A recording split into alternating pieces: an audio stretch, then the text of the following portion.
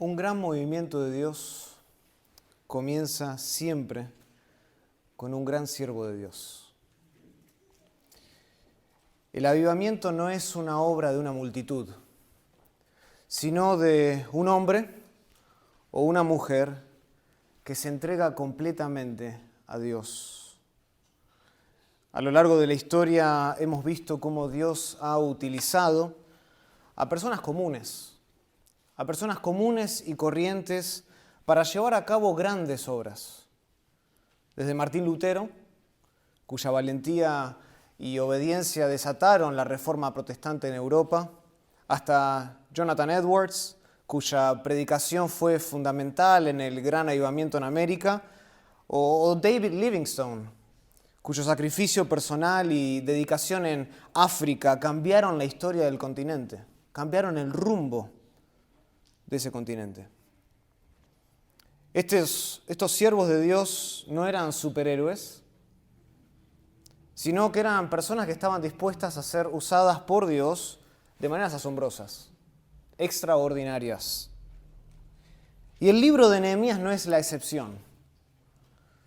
Aunque el libro de Nehemías gira en torno a la reconstrucción del muro en Jerusalén, a medida que nosotros nos adentramos en el relato histórico, descubrimos que Nehemías representa el tipo de persona que Dios usa para hacer grandes cosas. Y lo que me anima profundamente es que al estudiar la vida de este siervo de Dios, vemos que no fue un hombre con poderes sobrenaturales, ni milagros evidentes, como muchos otros héroes de la Biblia. Su historia no es la historia de partir las aguas como la de Moisés, ni de hacer caer los muros como la de Josué, ni de resucitar muertos como la historia de Elías. Muchas veces nosotros creemos que para alcanzar los grandes objetivos de Dios se requiere algo sobrenaturalmente espectacular. Pero Nehemías y el libro de Nehemías nos muestra otra realidad. Nos muestra que el trabajo duro, que la oración constante, que la intervención providencial de Dios son suficientes para llevar a cabo lo que parece ser imposible para el hombre. Y el punto es este. El punto es que Dios puede usar a cualquiera de nosotros. Dios puede usar a cualquiera de nosotros, no importa cuán común seamos, si nosotros tenemos un corazón que esté dispuesto a las cosas de Dios, a servirle con toda nuestra vida. Tal como dice Segunda de Crónicas, capítulo 16, versículo 9, escuchen este pasaje, dice: los ojos de Jehová contemplan, están observando toda la tierra para mostrar su poder a favor de los que tienen un corazón perfecto delante de Él. Y esta última frase también se podría traducir como cuyo corazón es completamente suyo. O sea, Dios está contemplando toda la tierra para mostrar su gracia, para mostrar su poder providencial a favor de los que tienen un corazón que es completamente suyo. Y Nehemías describe esto a la perfección. Un hombre que tenía un corazón completamente entregado a las cosas de Dios. Nehemías no buscaba ser grande. Nehemías no buscaba ser reconocido por otros. Su único deseo era ser un fiel siervo de Dios. No ambicionaba otra cosa más que esa. Ser un fiel siervo de Dios. Y desde el principio del libro de Nehemías vemos esto. Vemos esto. Varias veces en el primer capítulo se repite, por ejemplo, el término siervo. Si tienen sus Biblias, les pido que abran sus Biblias ahí, al primer capítulo de Nehemías. Y quiero que veamos varios capítulos, solo para ver cuál era el énfasis del corazón de Nehemías. Noten versículo 6, por ejemplo, del capítulo 1. Dice, esté ahora atento tu oído, esta es una oración de Nehemías, esté ahora atento tu oído y abierto tus ojos para oír la oración de tu ¿qué? De tu siervo. Versículo 7. En extremo nos hemos corrompido contra ti y no hemos guardado los mandamientos, estatutos y preceptos que diste a Moisés tu siervo. Versículo 8. Acuérdate ahora de la palabra que diste a Moisés tu siervo. Versículo 10. Ellos pues son tus siervos. Versículo 11. Te ruego, oh Jehová, esté ahora atento tu oído a la oración de tu siervo. ¿Ven el énfasis? Nehemías no ambicionaba ser otra cosa más que un siervo, lo cual subraya la actitud de humildad, la actitud de dedicación, de dependencia que este hombre tenía para con Dios. Esta era la pasión de Nehemías, convertirse en un fiel siervo. Y hoy, mientras vamos a explorar el perfil de un siervo de Dios, veremos cómo la vida de Nehemías nos desafía a vivir con una pasión similar para la gloria de Dios. Dispuestos a ser usados para transformar no solo nuestras vidas, sino también a aquellos que nos rodean. La vida de Nehemías nos enseña tres características fundamentales que Dios busca en un siervo. Tres características esenciales que Dios busca en un siervo, las cuales se encuentran en los primeros 4 versículos del primer capítulo y que vamos a estar explorando a lo largo de este mensaje. Vamos a inclinar nuestro rostro y orar al Señor que nos dé de su gracia. Leamos el pasaje primero, dice Nehemías capítulo 1, versículo 1, palabras de Nehemías, hijo de Acalías. Aconteció en el mes de Quisleu, en el año 20, estando yo en Susa, capital del reino, que vino Hanani, uno de mis hermanos, con algunos varones de Judá, y les pregunté por los judíos que habían escapado, que habían quedado de la cautividad, y por Jerusalén. Y me dijeron el remanente, los que quedaron de la cautividad allí en la provincia están en gran mal y afrenta, y el muro de Jerusalén derribado, y sus puertas quemadas a fuego.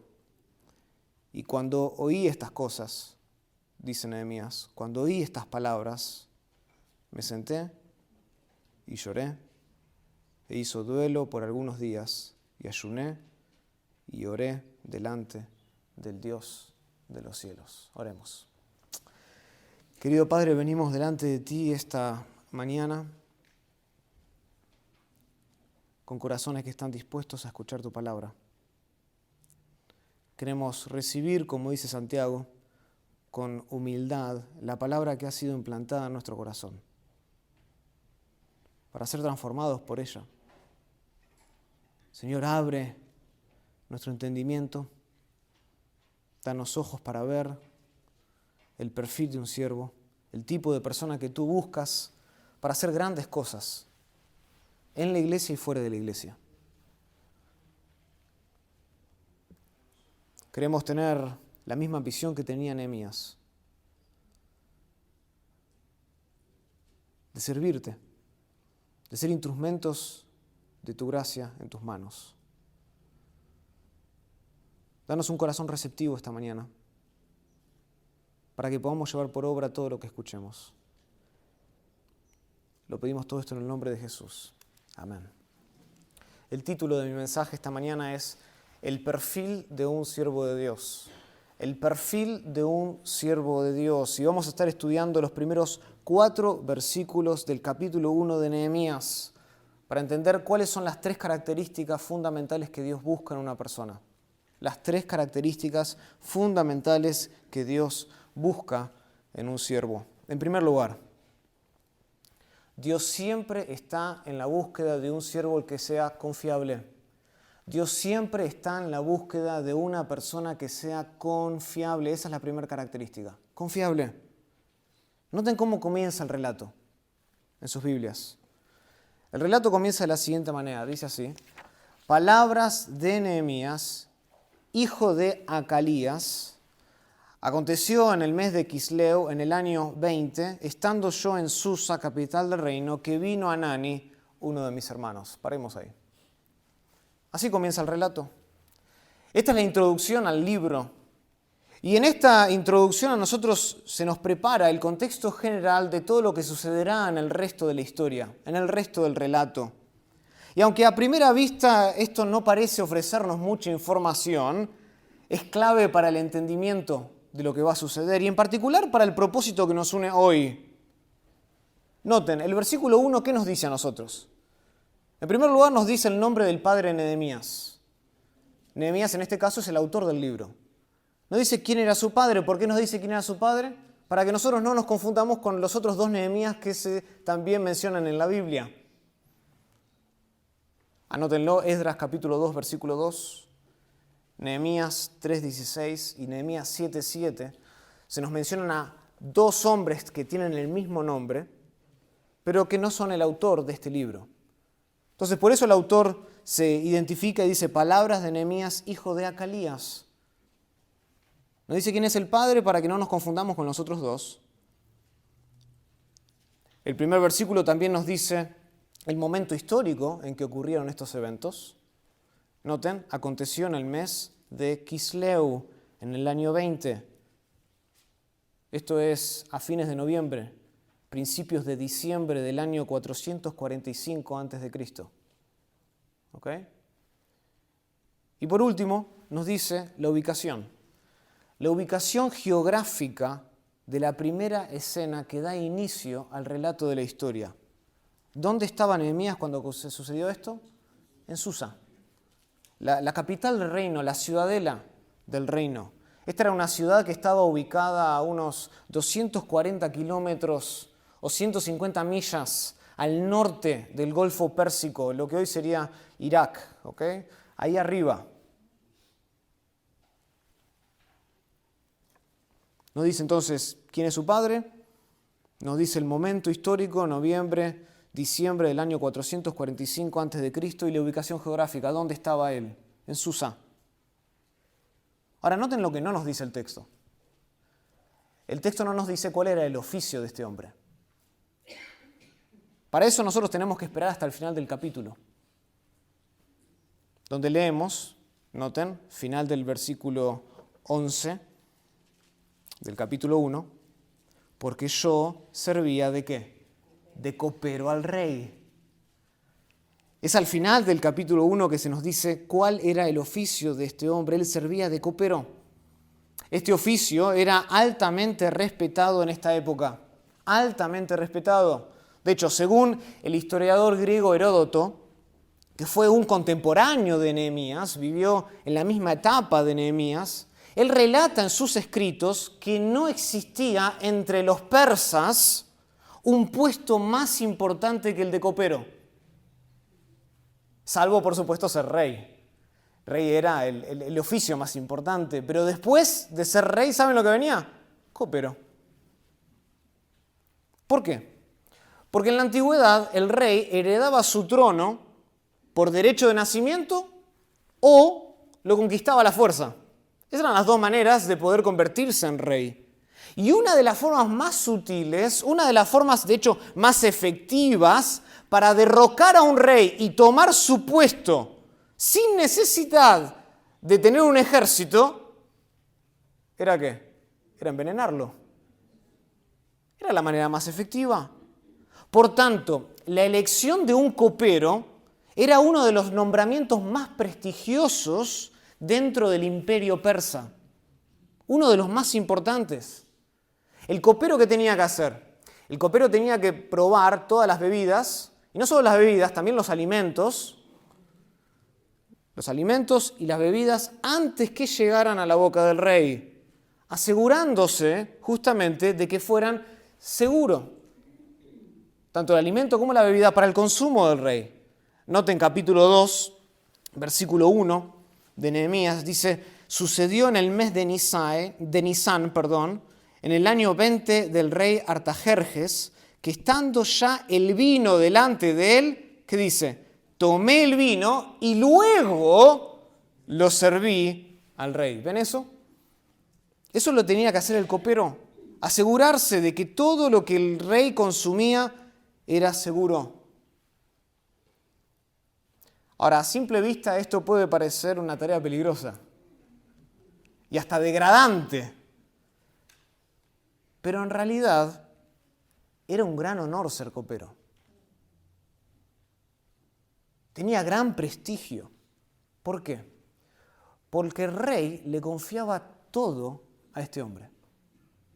Literalmente le confiaba la vida.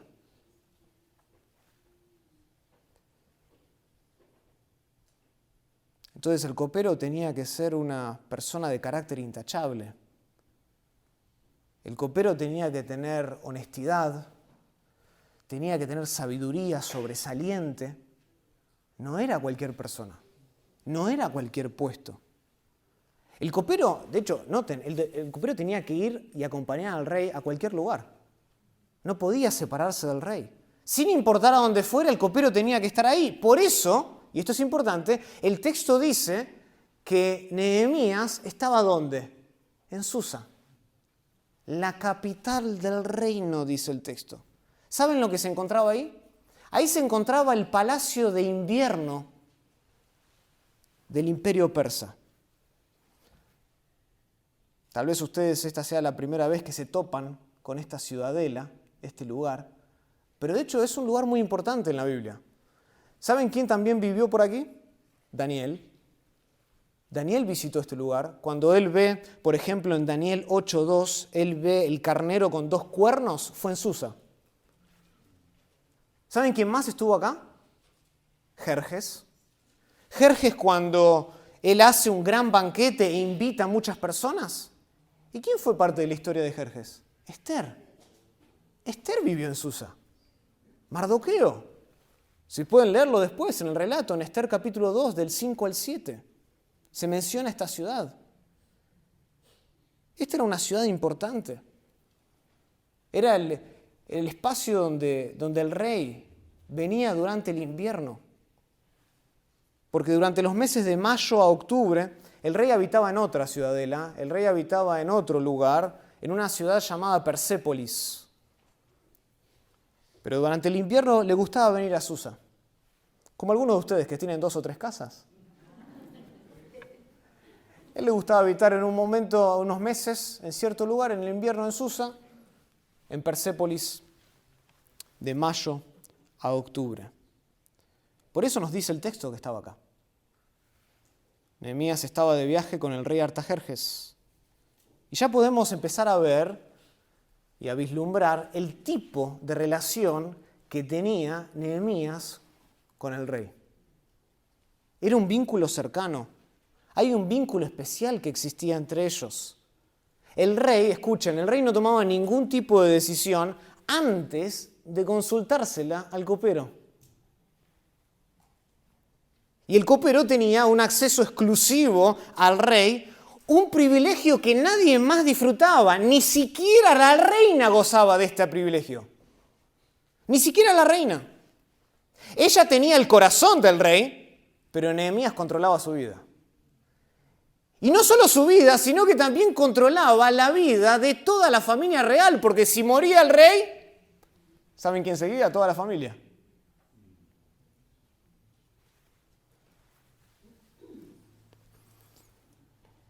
Y cuando el rey Artajerjes eligió un copero, ¿saben a quién eligió? A Nehemías. Y cuando Dios necesitó de un gobernador, de un líder, para volver a Jerusalén y reconstruir el muro, ¿saben a quién eligió? A Nehemías. Y esto nos enseña que Dios siempre utiliza personas fieles. Dios siempre utiliza personas confiables. Dios siempre utiliza personas que están y son dignas de seguirle. Están comprometidas con Él. Noten que Nehemías demuestra gran competencia, él demuestra gran carácter, gran compromiso en su oficio de copero. Sin embargo, lo que quiero destacar aquí, en el primer punto, es que su confiabilidad, el hecho de que el rey le confiara toda su vida a este hombre, no se limitó al área de trabajo en la que Dios lo usó finalmente. La educación de Nehemías, la experiencia de Nehemías estaban relacionadas con sus responsabilidades en el palacio del rey. No piensen, no es una transición natural pasar de ser copero del rey a pasar a liderar un proyecto de reconstrucción. No es natural esa transición. De hecho, podríamos considerarlo una degradación. Ir de codearse con el rey a agarrar una pala y reconstruir un muro.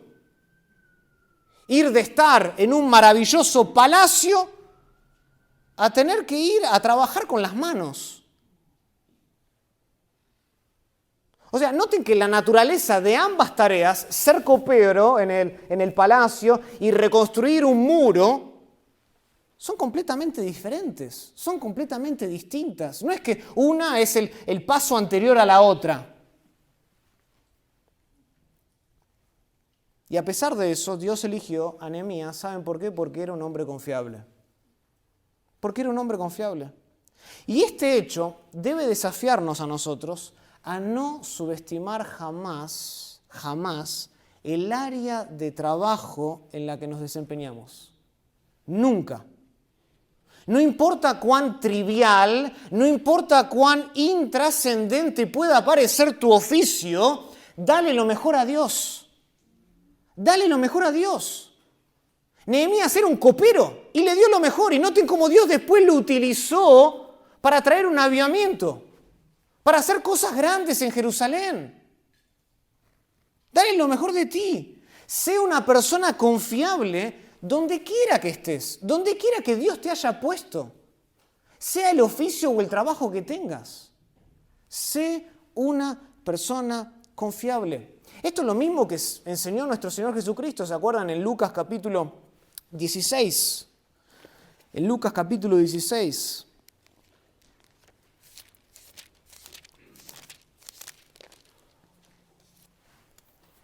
Versículo 10. Dice así: el que es fiel en lo muy poco, también es en lo más es fiel. Y el que en lo muy poco es injusto, también en lo más es injusto. El que es fiel en lo muy poco, también en lo más es fiel. Sé fiel en lo poco, donde quiera que el Señor te haya puesto. Donde quiera. Tengamos cuidado. Tengamos cuidado de no albergar en nuestro corazón resentimiento por el lugar que Dios nos ha dado. Tal vez nosotros aspirábamos a otro tipo de cosas. Y Dios nos tiene ahora acá. Y esto no era lo que estábamos esperando a estas alturas de nuestra vida. Dale lo mejor a Dios. Donde quiera que estés. Dios te ha dado en su providencia este lugar. Aprovéchalo. Aprovéchalo para su gloria. Sea cual sea el lugar de tu servicio, y esto va más allá de las cuatro paredes de la iglesia. No estoy hablando simplemente del servicio dentro de la iglesia, no estoy hablando ni siquiera a pastores acá, porque Nehemías no fue un pastor. ¿Se entiende? Estamos hablando de un oficio. Él era copero y pasó a ser un líder en una reconstrucción. Sé fiel en lo poco, sea cual sea tu lugar. Recuerda que tu Señor es Dios, al final de cuentas. Esto es lo mismo que Pablo enseña en Colosenses capítulo 3. Colosenses capítulo 3.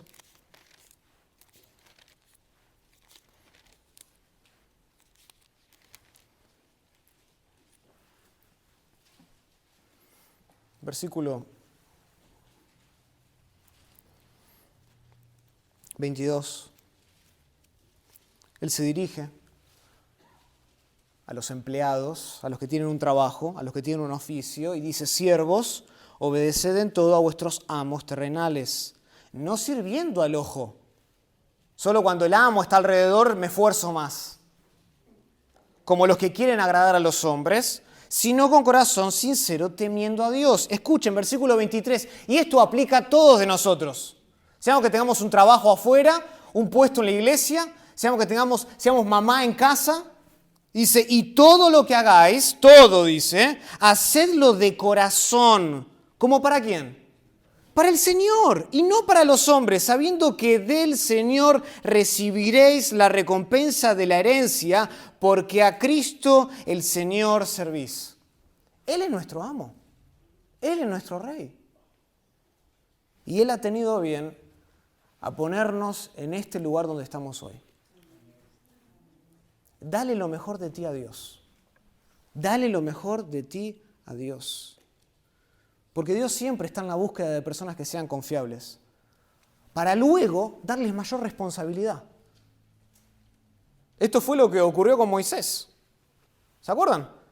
Quien pasó de ser un simple pastor de ovejas a ser el líder que liberó a todo un pueblo. Josué. Josué comenzó como la mano derecha, como ayudante de Moisés y terminó siendo su sucesor. David, quien también fue pastor de ovejas, llegó a convertirse en el rey más importante de la historia de Israel. Pedro, Andrés, Santiago, Juan eran pescadores de hombres antes de ser llamados por nuestro Señor Jesucristo a ser pescadores de hombres. La Biblia está llena, hermanos, de ejemplos de personas que siendo fieles en lo poco fueron usadas por Dios para grandes cosas. Llena de ejemplos.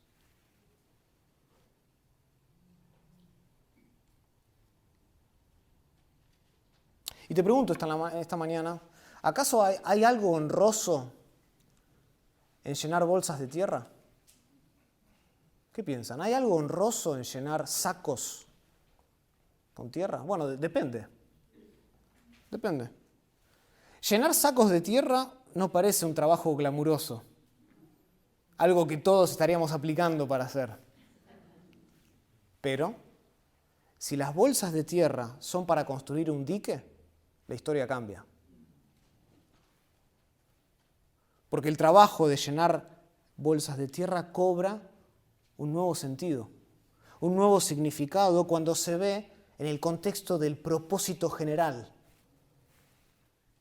Un dique puede salvar una ciudad, puede salvar miles de personas.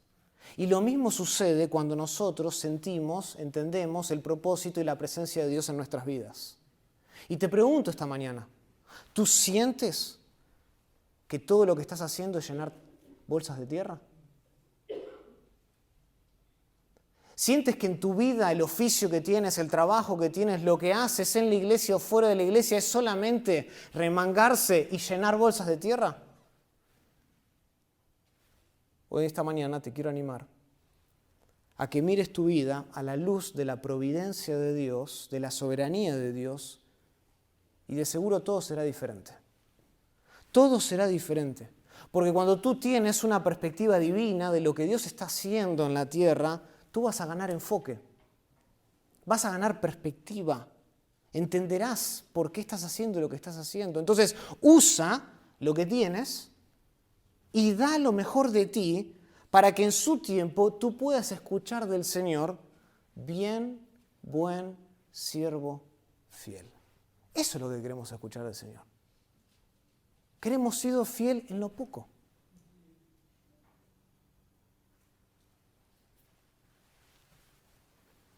Esa es la primera característica que Dios busca en un siervo, que sea confiable. La segunda característica que este pasaje nos enseña sobre el tipo de persona que Dios busca es que debe ser compasiva.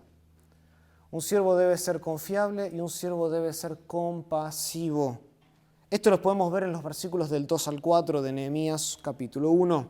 Dice así el texto.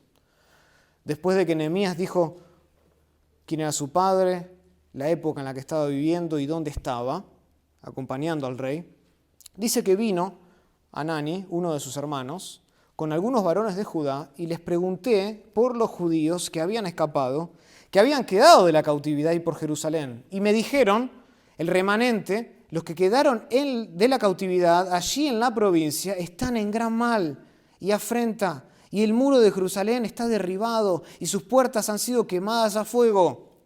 Cuando oí estas palabras, dice Nehemías, me senté y lloré e hice duelo por algunos días y ayuné y oré delante del Dios de los cielos. Imaginemos la escena. Nehemías se encontraba en un maravilloso palacio de invierno con el rey, se codeaba con los más grandes, cumplía sus obligaciones de copero tenía acceso exclusivo al rey persa, cuando de repente dice que entra un grupo de varones que venían de Judá. Entre ellos estaba su hermano de sangre Hanani, y lo interrumpen. Lo interrumpen con un informe que entristece profundamente a Nehemías. Profundamente. ¿Y en qué consistía el informe? Versículo 3. Dice que el muro de Jerusalén estaba derribado y sus puertas estaban quemadas a fuego. Para nosotros el tema de un muro derribado y una serie de puertas quemadas puede parecer algo distante. Nos es un poquito difícil entender de qué se está tratando, pero en la antigüedad era vital que las ciudades estuviesen rodeadas de murallas altas, que estuviesen rodeadas de puertas seguras y fuertes. Una ciudad que estaba bien fortificada representaba seguridad, representaba libertad, además de ser un símbolo de poder, de ser un símbolo de paz. De hecho, esto lo sigue siendo hasta el día de hoy, como podemos ver con la Gran Muralla China. La Gran Muralla China, con casi 21.200 kilómetros de longitud, más de 13.000 millas. ¿Qué es eso? Es un testimonio del gran poder de esa civilización. Pero en contraste, una ciudad sin murallas, una ciudad que no tiene puertas, queda expuesta a los ataques enemigos. Es vulnerable a todo tipo de peligro, a todo tipo de maldad, lo que implica vergüenza, implica deshonra. Sería, para poder entenderlo, sería comparable, porque ninguno de nosotros vive amurallado, o no sé, no debería, no hay una razón, ¿no? Para vivir amurallado, ¿sí? Pero sería comparable en nuestros días a vivir en una casa que no tenga paredes ni puertas, donde cualquier ladrón puede entrar fácilmente y hurtar. ¿Quién quiere ir a dormir en una casa sin puertas ni paredes? Nadie. Incluso un ladrón principiante puede entrar. Hasta los ladrones de la película Mi Pobre Angelito podrían robar esa casa.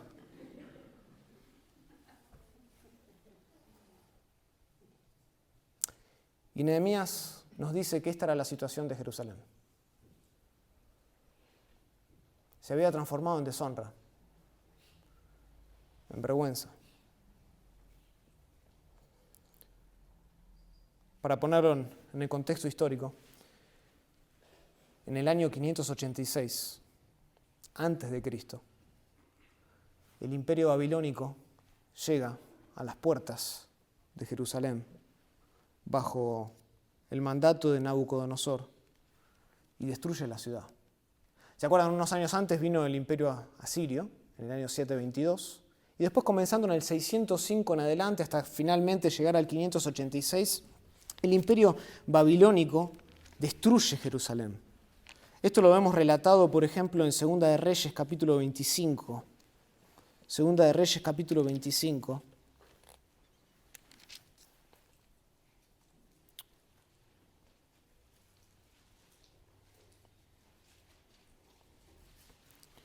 Segunda de Reyes 25, versículo 8. Dice, en el mes quinto, a los 7 días del mes, siendo el año 19 de Nabucodonosor, rey de Babilonia, vino a Jerusalén, ahí está, vino a Jerusalén Nabuzaradán, capitán de la guardia, siervo del rey de Babilonia, y noten, versículo 9, acá está, y quemó la casa de Jehová, y la casa del rey, y todas las casas de Jerusalén, y todas las casas de los príncipes, quemó a fuego, y todo el ejército de los caldeos, otro nombre para Babilonia, que estaba con el capitán de la guardia, dice, derribó los muros alrededor de Jerusalén. Ahí está. O sea, en el año 586, Nabucodonosor había llegado a Jerusalén y desde aquel entonces la ciudad había quedado en ruinas. Y cada intento de reconstrucción había sido fallido. Desde aquel entonces había sido frustrado por los enemigos. Hasta, ¿saben qué es lo que pasó? Eventualmente los judíos se dieron por vencidos. Se dieron por vencidos. Abandonaron sus esfuerzos. De hecho, el texto lo que nos dice a nosotros, si nosotros sabemos que Nehemías escribió esto en el año 445 a.C., esto quiere decir que durante más de 140 años la ciudad quedó abandonada.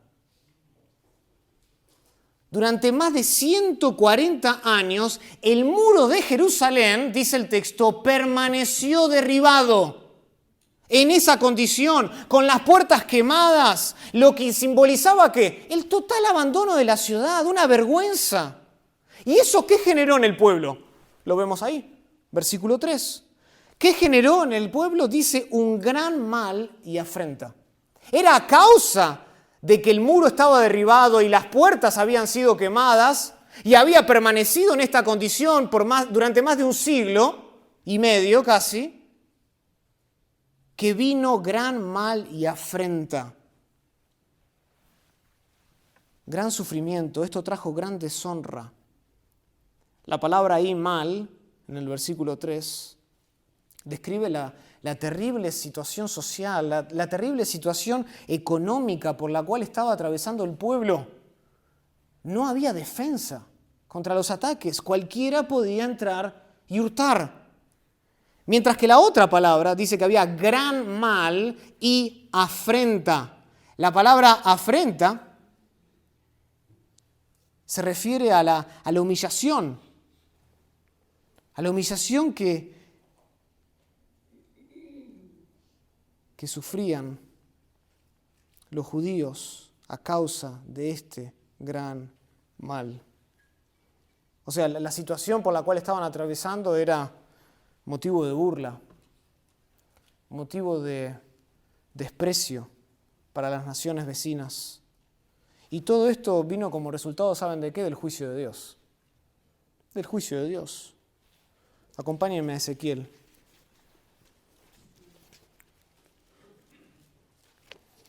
Ezequiel capítulo 5.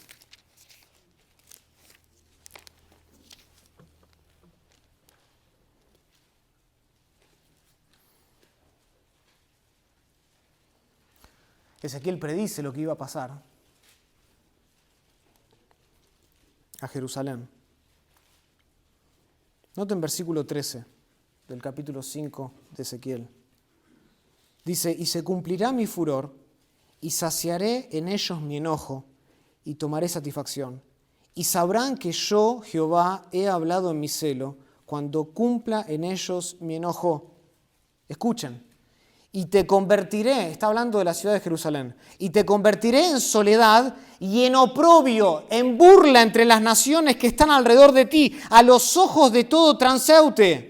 Y serás oprobio, serás escarnio, serás escarmiento y espanto a las naciones que están alrededor de ti cuando yo haga en ti juicios con furor e indignación y en reprensiones de ira. Yo, Jehová, he hablado. No había dudas de que la ciudad estaba así este era el juicio de Dios. La ira de Dios había caído sobre Jerusalén. Y ahora Israel era motivo de burla, de oprobio, de humillación entre las naciones.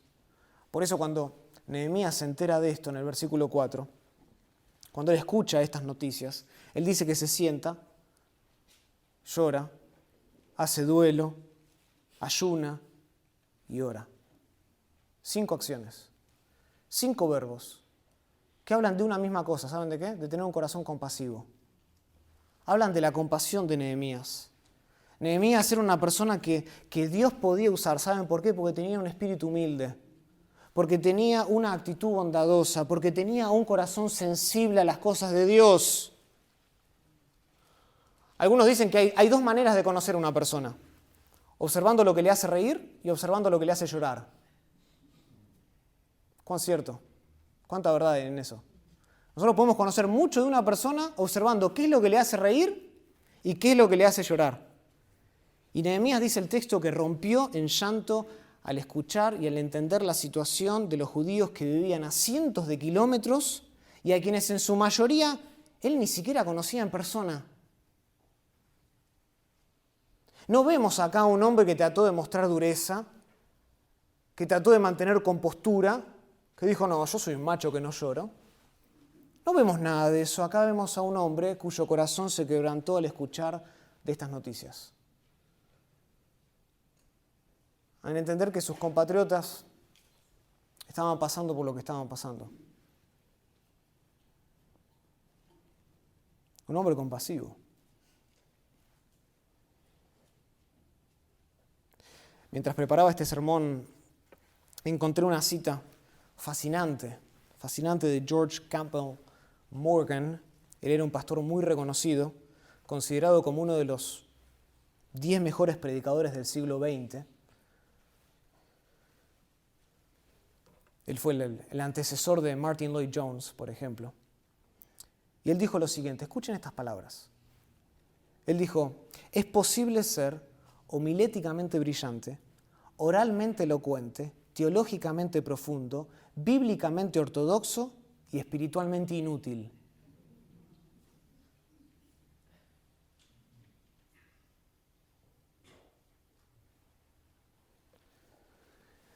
Esta reflexión, estas palabras de Morgan nos recuerdan que para ser verdaderamente efectivos en la obra del Señor, en nuestro servicio, no solo necesitamos amar al ministerio, sino que también necesitamos amar a las personas en el ministerio. Muchos aman la iglesia, pero no aman las personas que están en la iglesia.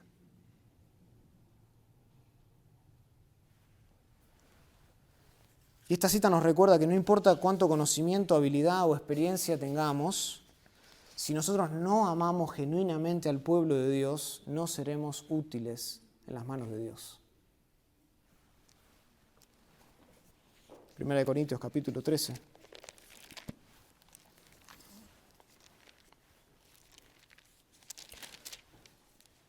Versículo 1. Pablo escribe, hablando sobre la preeminencia que tiene el amor por sobre todas las virtudes. Y él dice en el versículo 1 de 1 Corintios 13, si yo hablase lenguas humanas y angélicas y no tengo amor, vengo a ser como metal que resuena o símbolo que retiñe.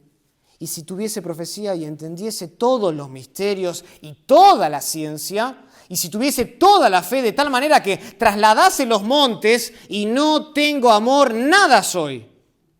Y si repartiese todos mis bienes para dar de comer a los pobres, y si entregase mi cuerpo incluso para ser quemado y no tengo amor, de nada me sirvió ese sacrificio, dice.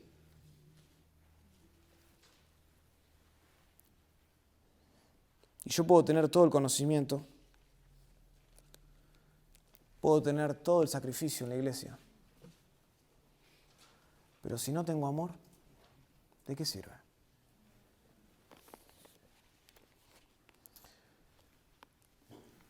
¿Alguna vez te has detenido a pensar cómo se siente tu hermano en la fe?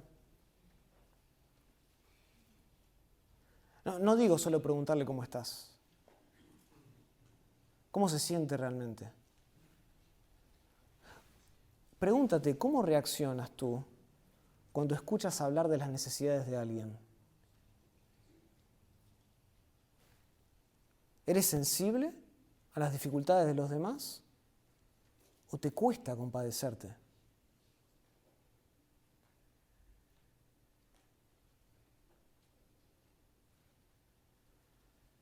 La verdad es que nuestra utilidad, nuestro servicio, está directamente relacionado con nuestra compasión.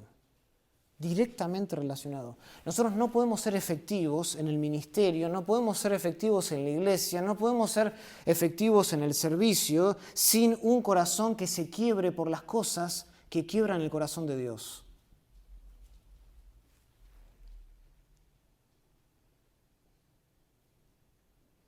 Y acá quiero hacer una aclaración importante, porque aunque es cierto que Nehemías estaba preocupado por los judíos en Jerusalén, su preocupación no era solo por el pueblo, y eso es importante entenderlo. No era que acá vemos en Nehemías un gesto activista. No estábamos viendo un mero grito nacionalista. Oh, mis compatriotas están mal y por eso estoy llorando. No se trata de esto. Esto no era una versión antigua de esa campaña publicitaria que hemos visto, He Gets Us. O debería decir, Nehemiah Gets Us. No es eso. No se trata solamente de una especie de compasión y nada más. No, lo que realmente le preocupaba a Nehemías era la condición espiritual de Israel, a la luz de la voluntad de Dios. Era más que simplemente la falta de comida, era más que simplemente la situación económica, era más que simplemente la situación sociocultural por la cual estaban pasando. No, a él le preocupaba la circunstancia y la situación y la condición espiritual del pueblo a la luz de la voluntad de Dios. Recordemos algo. Recordemos que Jerusalén era el lugar que Dios había establecido y Dios había elegido para habitar en la tierra. Ese era el lugar, Jerusalén. Y a lo que le entristecía a Nehemías era que durante todos estos años, casi un siglo y medio, ese lugar que Dios había escogido había permanecido en ruinas.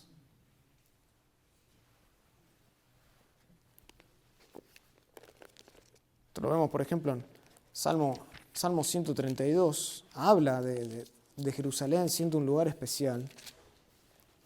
Salmo 132, versículo 13, dice, porque Jehová ha elegido a Sión, la quiso por habitación para sí. Este es, escuchen, para siempre el lugar de mi reposo. Aquí habitaré porque la he querido. La he querido.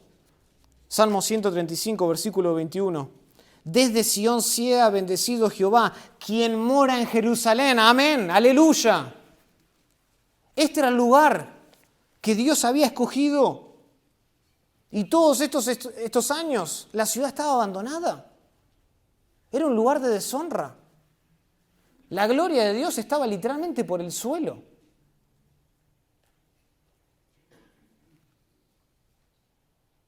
De hecho, si leen Ezequiel capítulo 10, después van a recordar que la gloria de Dios se aparta. Se aparta de ese lugar. Esta ciudad debía ser un símbolo de gloria, un símbolo de la presencia de Dios, del poder de Dios, y ahora se había convertido en un lugar de vergüenza, se había convertido en un lugar de deshonra. Y eso fue, hermanos, lo que quebrantó el corazón de Nehemías.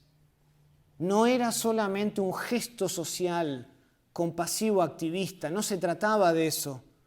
Lo que quebraba el corazón de Nehemías era ver la gloria de Dios por el suelo. Era más allá de la condición física.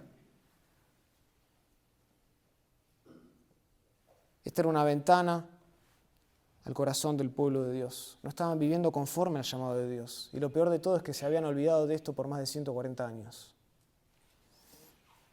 Habían rebajado a Dios, degradando su nombre ante las naciones.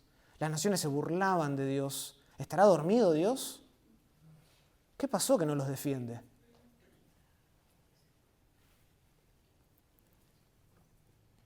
Y esto es importante, en el contexto de lo que estamos viendo esta mañana. Porque esto nos enseña que Dios usa personas cuyo corazón está motivado por la gloria de Dios.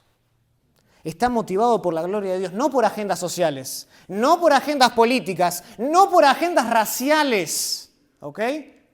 Dios usa personas que están motivados por su gloria. La razón por la cual nosotros hacemos lo que hacemos en la iglesia debe estar claramente relacionado con la gloria de Dios. Sea que comamos o que bebamos, hagamos todo, dice Pablo en 1 Corintios 10:31, para la gloria de Dios.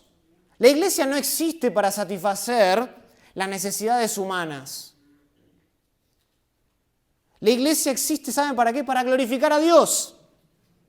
Y lo asombroso de todo es que Dios es glorificado en nosotros cuando y a medida de que nosotros mostramos compasión los unos a los otros para la gloria de su nombre. Por tanto, todo lo que hagamos, todo, desde mover sillas, hasta ajustar el audio, hasta ayudar a mis hijos en casa, todo lo que hacemos debe ser para la gloria de Dios. Sirvamos para la gloria de Dios. Prediquemos para la gloria de Dios. Testifiquemos para la gloria de Dios. Oremos para la gloria de Dios. Cantemos para la gloria de Dios. Adoremos para la gloria de Dios. El servicio a Dios conlleva ineludiblemente un corazón compasivo, los unos por los otros, que está arraigado en una sola cosa: la gloria de Dios. La gloria de Dios. Tercer lugar, la tercera y última característica de un verdadero siervo de Dios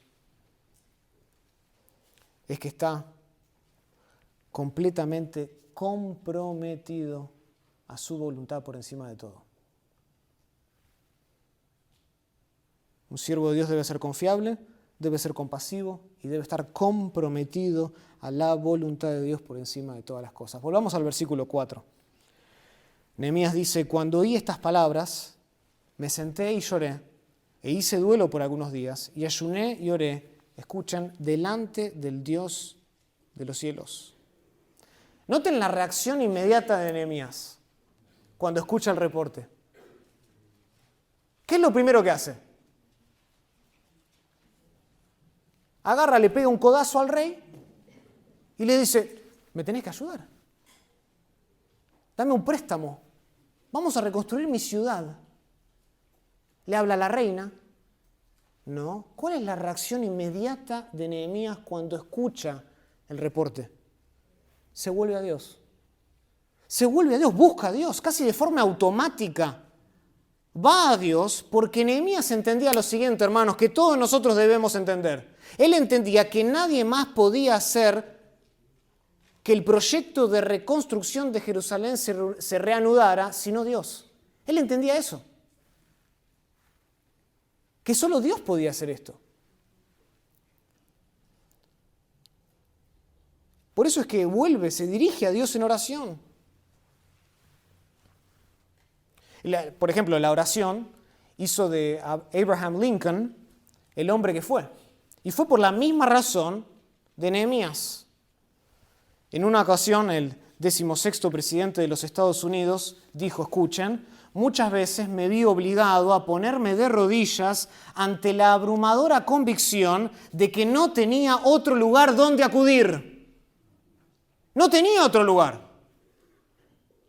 Lincoln cierra esta cita y él dice, mi sabiduría y la de quienes me rodeaban me parecían insuficientes. No tenía otro lugar.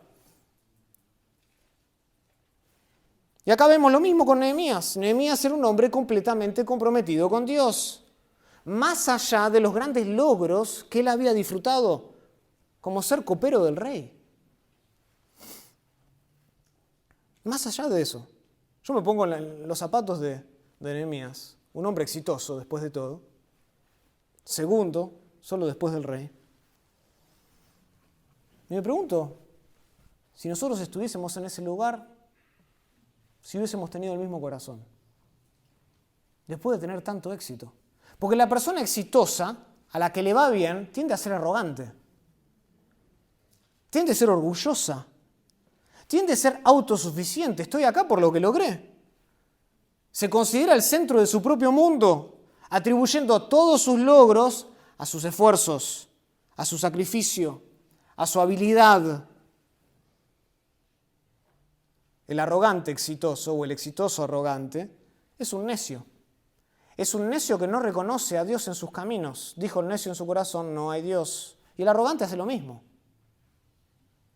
Sin embargo, noten el contraste que hay con Nehemías. La posición que él ocupaba dentro del imperio persa, y vemos que Nehemías no mostró este espíritu de presunción. No muestra orgullo, no muestra ser arrogante. Por el contrario, acá vemos un hombre que se humilló delante de ¿quién? De Dios. De Dios, llorando y ayunando en señal de duelo. Noten que el texto dice que se sienta. ¿Ven eso? Me senté, eso es lo primero que hace. En la antigüedad, el acto de sentarse era una postura común durante el proceso de duelo. ¿Dónde aprendemos esto también? En Job. Acompáñenme a Job, van a ver lo mismo. Job capítulo 2. Job 2. Conocemos la historia de Job, un hombre exitoso también, muy exitoso, que lo tenía todo. Y de repente Dios permite en su providencia que le saquen todo.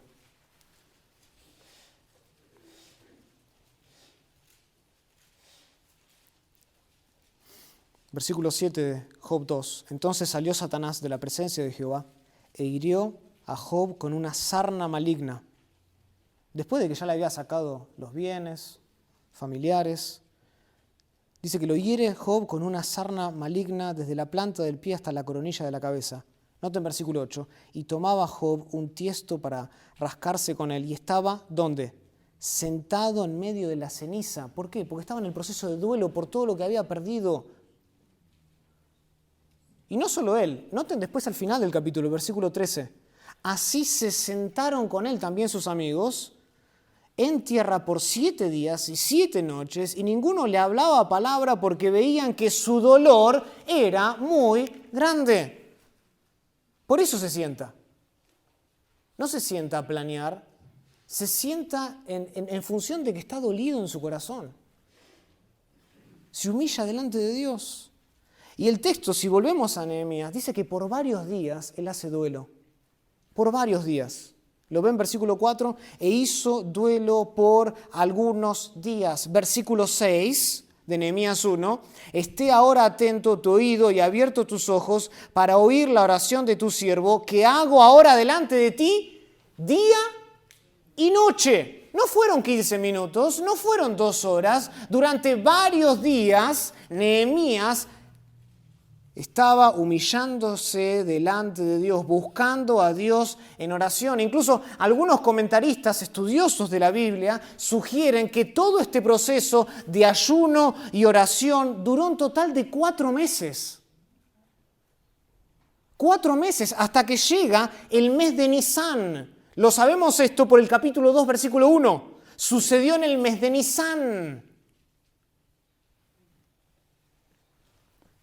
El mes de Kisleu, nosotros dijimos, que es fines de noviembre, principios de diciembre. Y acá dice que, capítulo 2, versículo 1, llegó el mes de Nisán, lo que en nuestro calendario corresponde al mes de marzo y abril. Durante 4 meses buscó a Dios.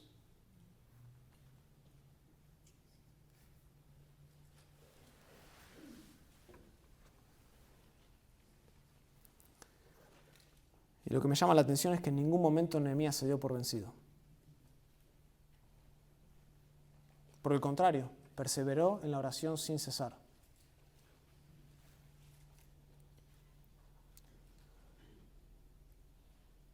Y ahí estamos nosotros, ¿no? Pasando por dificultades, aflicción, teniendo que tomar decisiones difíciles. Y oramos a Dios por un día, no nos contesta y listo. Otra cosa. No funcionó esto de buscar a Dios. Entonces acudo a otra cosa. 4 meses, hermanos. 4 meses buscando a Dios. No le contestó al final del primer mes, no le contestó al final del segundo, ni del tercero, en el cuarto contestó.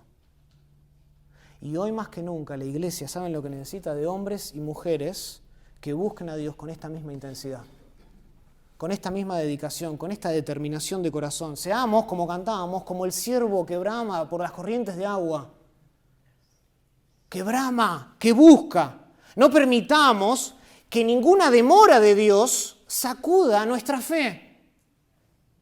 Como solía decir Andrew Murray, el famoso misionero y evangelista sudafricano, él decía, escuchen, cada oración de fe es un paso más hacia la victoria. Cada oración contribuye a madurar el fruto y a llenar la medida de la oración de fe, una medida conocida solo por Dios. Este evangelista dice, Hijo de Dios, concédele tiempo al Padre. Él sabe por qué se tarda. Él sabe por qué se demora. Él desea que la bendición sea rica, que sea abundante, que sea segura, pero concédele tiempo mientras tú clamas de día y de noche.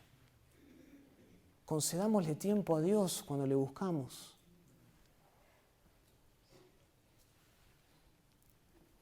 La oración es la manifestación más elocuente de nuestras prioridades.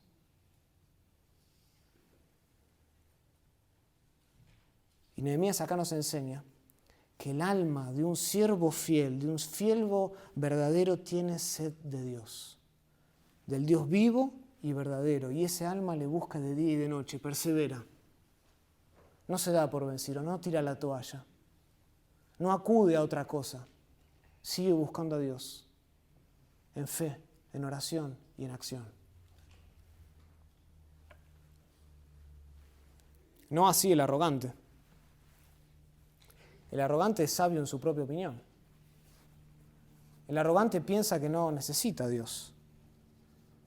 Entonces no le busca. En lugar de volverse a Él en oración, el arrogante, el necio, confía en su propia sabiduría. El arrogante no habla con Dios, habla consigo mismo. Mira todo lo que hice. Mira dónde estoy. Qué grande que soy. Ese es el arrogante. ¿Para qué orar con Dios? Y al no reconocer su verdadera necesidad, el arrogante es incapaz de acercarse a Dios. Porque el arrogante no puede verse a sí mismo como realmente es. Una criatura que necesita del Creador. En cambio, acá vemos que Nehemías estaba dispuesto a humillarse, noten, dice el texto, delante del Dios de los cielos. ¿Ven eso? Y quiero que se fijen en esa última frase del versículo 4. Dice que él hace estas 5 cosas delante del Dios de los cielos. El texto no dice que que Nehemías oró a Jehová. El texto no dice que Nehemías oró al Señor. El texto dice que Nehemías oró delante del Dios de los cielos. El Dios de los cielos, este era un título antiguo que rara vez se utiliza antes de la cautividad de Israel, pero que se vuelve mucho más común durante y después del exilio. De hecho, si ustedes buscan y hacen un estudio de esta frase, se van a dar cuenta que de las 22 veces que aparece el Dios de los cielos en el Antiguo Testamento, 17 aparecen libros que son post-exílicos, es decir, aparecen libros como Esdras, Nehemías y Daniel. Es un título especial. Es un título especial que pone un énfasis sobre la supremacía universal que tiene Dios sobre todas las cosas, sobre todo el universo. Una supremacía que vemos, por ejemplo, en el Salmo 103.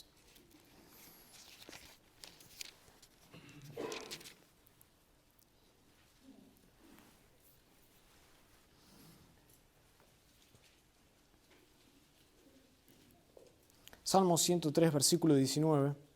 Jehová estableció en los cielos su trono y su reino domina ¿sobre qué?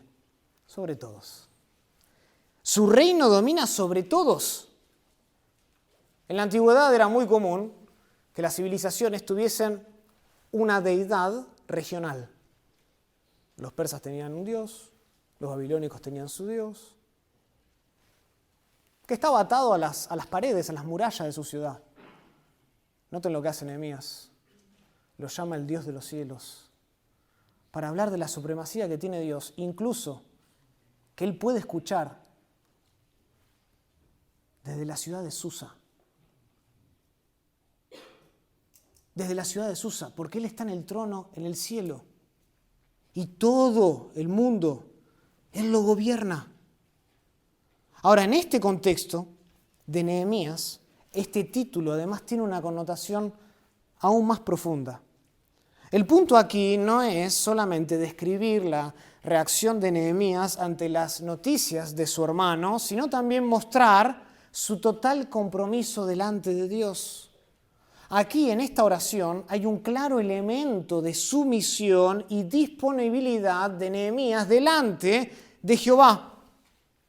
Nehemías, por así decirlo, se ofrece a Dios como un instrumento para hacer algo al respecto. Él escucha que algo está sucediendo, o mejor dicho, que nada ha sucedido en 140 años en Jerusalén, y él le ora,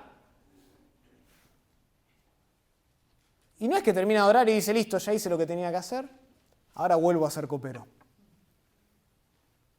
No, porque su corazón compasivo nacía de un corazón comprometido con las cosas de Dios, y él se pone a la disposición de Dios. Y estoy seguro de esto, estoy convencido de esto porque en los versículos del 5 al 11, el resto del capítulo 1, en donde hay una oración de Nehemías, él expresa claramente esto. Noten cómo termina la oración, versículo 11. Te ruego, oh Jehová, esté ahora atento a tu oído a la oración de tu siervo y a la oración de tus siervos, quienes desean reverenciar tu nombre. Escuchen, concede ahora buen éxito a tu siervo y dale gracia delante de aquel varón. En el contexto, aquel varón, ¿saben quién es? El rey. Concédele gracia delante del rey Artajerjes. ¿Qué es lo que le está pidiendo Nehemías? Nehemías le pide ayuda a Dios, cuya autoridad se extiende más allá de los muros de Jerusalén, para que le conceda gracia delante del rey persa, para que le dé permiso, los recursos y la protección necesaria para dejar su puesto de copero y volver a Jerusalén, e ir a Jerusalén, mejor dicho, a reconstruir la ciudad.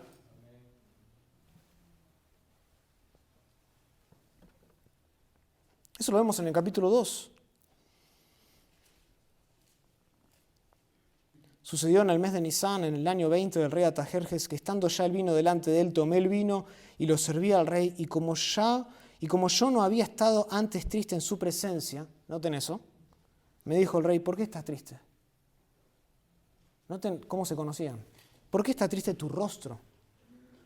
Pues no estás enfermo, no es esto sino quebranto de corazón. Entonces temí en gran manera, dice Nehemías, y dije, para siempre viva el rey. ¿Cómo no estará triste mi rostro cuando la ciudad, la casa de los sepulcros de mis padres está desierta y sus puertas consumidas por el fuego? Y me dijo el rey, ¿qué cosa pides? Entonces oré al Dios de los cielos. El libro de Nehemías está repleto de oraciones.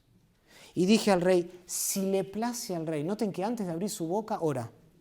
Si le place al rey y tu siervo ha hallado gracia, eso que había orado en el capítulo 1, delante de ti, envíame a Judá.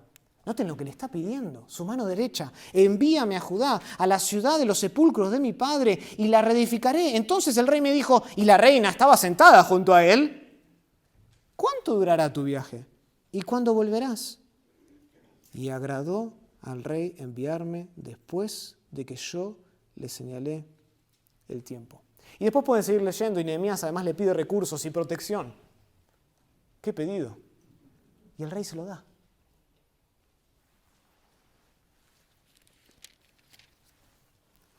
Y el rey se lo da. Nehemías le pide a Dios que le conceda gracia para ser usado. Y hago énfasis en esto porque este es el tipo de personas que Dios busca. Este es el tipo de personas que Dios busca en el ministerio, hombres y mujeres que como Isaías digan, heme aquí, envíame a mí. No que oran y dicen, envía a mi hermano. Envíame a mí. Yo quiero ir. Yo quiero ir. Nehemías podría haber dicho, enviemos a alguien más. Pero él siendo el segundo dice, envíame a mí.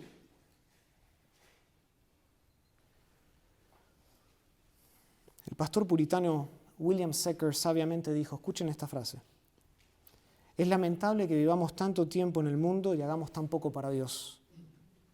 O que vivamos tan poco tiempo en el mundo y hagamos tanto para Satanás. Escúchenme acá. ¿Saben lo que esta frase significa? Lo que este pastor estaba queriendo decir. Que no servir a Dios es en esencia servir a Satanás. Y si Dios no te está usando, Satanás lo hará. Satanás lo hará. Él no hace acepción de personas. Él usa a incrédulos y a creyentes. Por eso debemos reflexionar nosotros sobre a quién estamos sirviendo. ¿Con quién estamos comprometidos? Porque si tú no estás comprometido con Dios, estás automáticamente poniéndote en la disposición de Satanás para causar daño en la iglesia.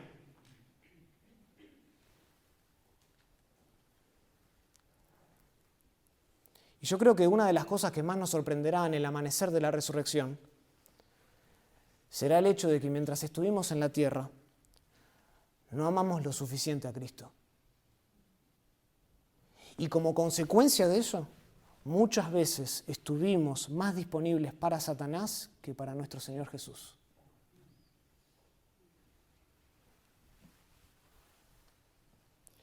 Un verdadero siervo está comprometido con Dios por encima de todas las cosas. En resumen, entonces, al observar el perfil de un siervo de Dios a través de la vida de Nehemías, encontramos tres características fundamentales que Dios busca en un siervo fiel. 1, ser confiable. 2, ser compasivo. 3, estar comprometido. Ser confiable es demostrar integridad, demostrar diligencia en el lugar que Dios nos haya puesto, que Él nos haya asignado, sin importar lo pequeño e insignificante que eso parezca para nosotros. Sé fiel en lo poco. Dios honra a aquellos que son fieles en lo poco. Ser compasivo es sentir, es responder al sufrimiento de los demás con un corazón quebrantado, buscando no solo el beneficio físico, sino también la restauración espiritual. Y finalmente, ser comprometido significa poner la voluntad de Dios por encima de todo. Humillándome delante de Él en oración y acción, buscando siempre su gloria en todo lo que estamos haciendo. Que nuestras vidas, hermanos, reflejen estas cualidades.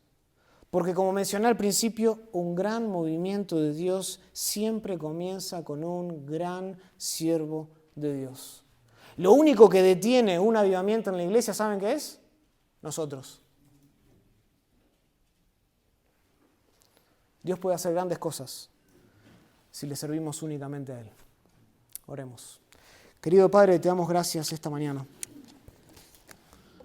por la vida de Nehemías. Un hombre que, disfrutando del éxito, disfrutando de ser fiel en lo poco, Dios lo llamó para hacer cosas más grandes.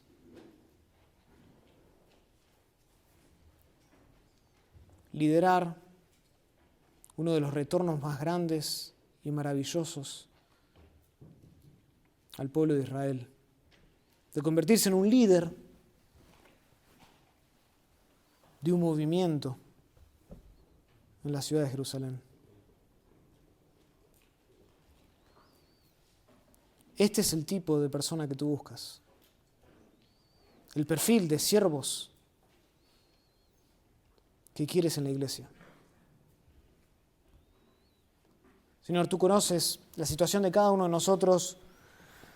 Las conoces porque tú además nos has otorgado el oficio que tenemos, el trabajo que tenemos, la manera en que servimos, dentro o fuera de la iglesia. Tú has estipulado nuestros días. Tú nos conoces, oh Dios. Como así también conoces si en nuestro corazón muchos de nosotros estamos albergando resentimiento por el lugar que tenemos. Tal vez pensamos que hoy tendríamos que estar más arriba, ocupar una posición más importante. Y ese resentimiento ha creado en nosotros una falta de gratitud.